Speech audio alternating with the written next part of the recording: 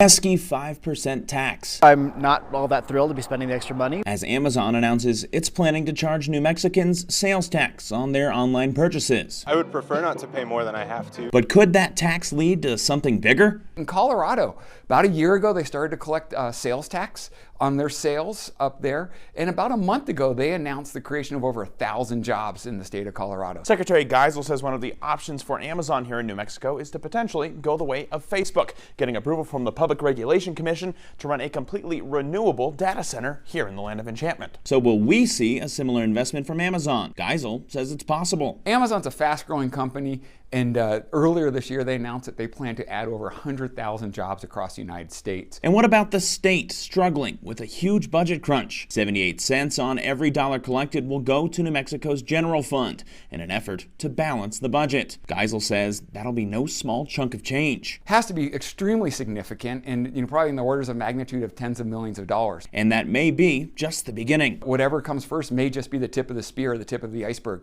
with many big opportunities to come after that. A big enough impact to change the minds of even the toughest skeptics. I think if it helps the state and, that could also help bring in more tax revenue and help, with education and other things, I think that would be a net positive. Reporting in Santa Fe, David Carl, KOAT Action 7 News.